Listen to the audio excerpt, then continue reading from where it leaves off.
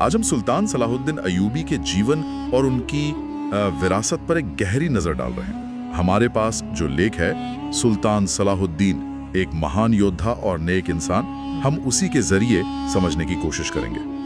मकसद सिर्फ ये नहीं कि उनकी फौजी कामयाबियां क्या थीं, बल्कि ये भी कि उनका किरदार कैसा था, वो इंसान कैसे थे जिसने उन्हें इतिहास में इतनी अहम जगह दी। जी हाँ, और ये लेख सिर्फ एक बादशाह की कहानी नहीं है।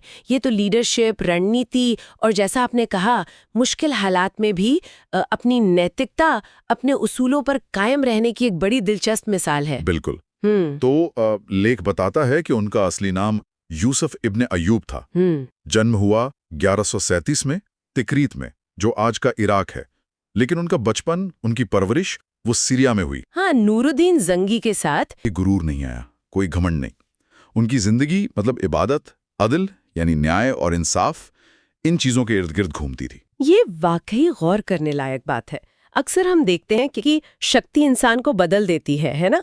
लेकिन यहाँ जोर इस बात पर है कि सलाहुद्दीन के मामले में शक्ति के साथ साथ विनम्रता और न्याय का भाव कायम रहा। ये चीज उन्हें अलग बनाती है। हाँ, और इस वक्त के हालात का भी जिक्र है। यूरोप से जो क्रूसेडर्स आए थे, ईसाई धर्म योद्धा, जी, उन्होंने यरूशलेम पर कब्जा किया हुआ था। और लेख में ये भी लिखा है कि उस कब्जे के वक्त वहां काफी खून खराबा हुआ, मासूम लोग मारे गए थे। जी बिल्कुल। तो सलाहुद्दीन ने इस सिचुएशन का सामना किया, लेकिन उनका तरीका सिर्फ तलवार का नहीं था। यही उनकी स्ट्रैटेजी की खासियत दिखती है।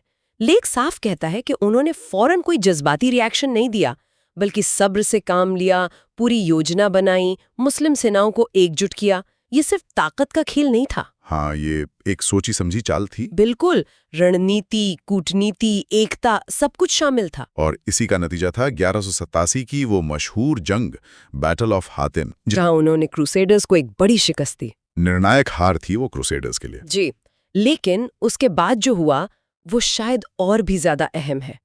उन्होंने कुद्स यानी यरूशलेम को फतह किया, और लेख कहता है कि ये लगभग बिना किसी खून खराबे के हुआ, एक ब्लडलेस विक्ट्री। कह रहा है ये सिर्फ एक मिलिट्री अचीवमेंट नहीं है, ये उनके पूरे नजरिए को, उनकी अप्रोच को दिखाता है।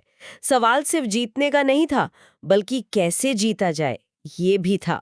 और लेख में इसके बाद का एक बहुत ही असरदार वाकया बताया गया है कि जब सलाहुद्दीन शहर में दाखिल हुए तो उन्होंने ना औरतों को कैदी बनाया, ना बच्चों को मारा, ना बुजुर्गों पर कोई ज्यादती की। जी, शहर के जो ईसाई लोग थे वो रो तो रहे थे, लेकिन साथ में ये भी कह रहे थे, और ये लेख में कोट किया गया है, कि हमने जब ये शहर लिया था तो लाशें बिछा दी थी, सलाहुद्दीन ने जब उसे वापस लिया तो जिंदगियां बख्श दी।